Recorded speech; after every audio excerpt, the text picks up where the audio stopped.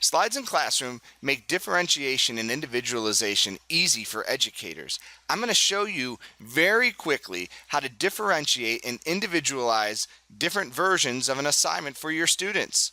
All you need to know is how to make a Google Slides, how to duplicate or make a copy of that Google Slides, and then how to use Google Classroom. The activity I'm going to show you how to differentiate and individualize is research.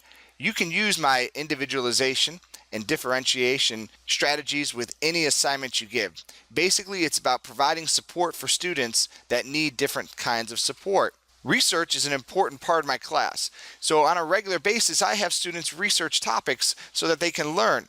So for example, what they do is I give them different slides, and the slides have a prompt at the top, and then in this area here is where they need to fill in the answers. I have 3 different versions of this that I share with my students based on their ability level and their needs. What I'm showing you right now is the answer key. I have to create this anyways because I'm going to go over it with my students in class. So I've simply defined Manifest Destiny. As I've defined it on this slide, I also had a separate document going where I wrote a little bit more than what I put on the slide. That document is linked here as a text for my students. I then created a video specific to this slide that helps explain this a little bit more in depth than what the simple notes in front of you are. Then down here in the notes section, this is where I found the answers. So I'm going to start with the answer key that I've already made, an answer key that most of you already have for whatever assignment that you're giving.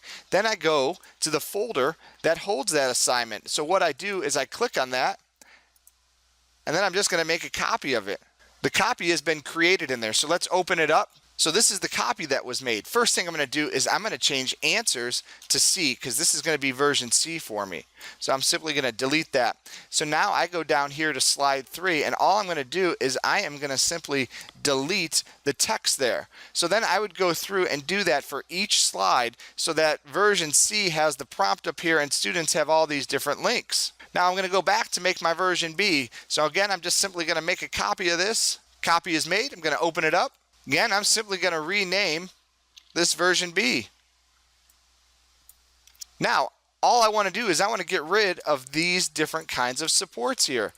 So I'm going to go back here. Notice, since I already made a copy of this, all I need to do is remove the text, remove the video. I'm going to leave the links here for my version B. Again, normally when I do this, I go through and I do all of the slides at one time so that all I would have to do is remove the text in the video. So now we're going to make our last version. I'm going to make a copy of version B now. Copy's made. Open it up. So I'm going to rename this A.